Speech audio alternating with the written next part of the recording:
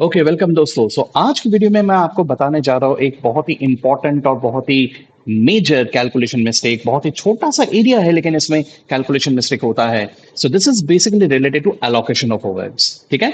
सो दोस्तों, जब हम ओवरहेड्स को अलोकेट करते हैं, सबसे पहली बात एलोकेशन का मतलब क्या। तो सबसे पहले जो ओवरहेड्स हमें दिए हैं, इनमें से कुछ ओवरहेड्स ऐसे हैं जो डिपार्टमेंट वाइज आइडेंटिफाइबल है, लेकिन एट द सेम टाइम कुछ ऐसे भी ओवरहेड्स है जो कॉमन है, जो मुझे डिपार्टमेंट वाइज आइडेंटिफाइबल नहीं है, जो मैंने आपको पिछले वीडियो में ऑलरेडी बताया था। मैं एलोकेशन से रिलेटेड सिर्फ एक छोटी सी बात आपको बताना चाहता हूं। तो उसके लिए एक एग्जांपल देखते हैं। तो जैसे मान के चलिए, हमारे पास 4 डिपार्टमेंट्स हैं। एक P1 है, P2 है, S1 है, S2 है। ठीक है। क्वेश्चन में मुझे अलग अलग तरह के खर्चे दिए रहेंगे। जैसे आपको दिख रहा है यहाँ पे डायरेक्ट मटेरियल, मैं कुछ एज्यूम फिगर्स ले रहा हूं। ठीक है। Direct wages, direct expenses, then indirect expenses. So दोस्तों, don't forget the meaning of overheads here.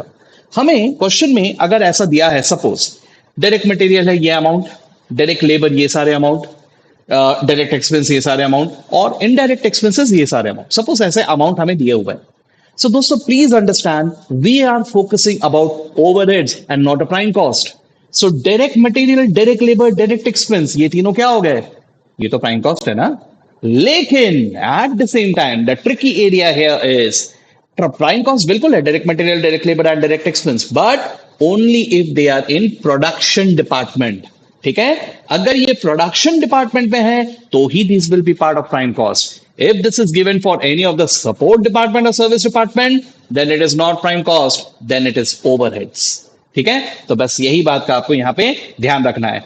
अगर क्वेश्चन को जिस तरह से रखा, देन इन दैट केस आगे बढ़ते वक्त जब आप क्वेश्चन में अलोकेशन करोगे, तो direct material, direct labour and direct expense in production department को इग्नोर करना है, बाकी सब जगह पे लिखना है। ठीक है। That is what you need to remember.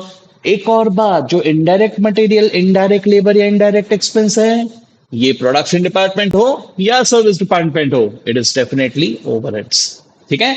बस इस बात का ध्यान रखना।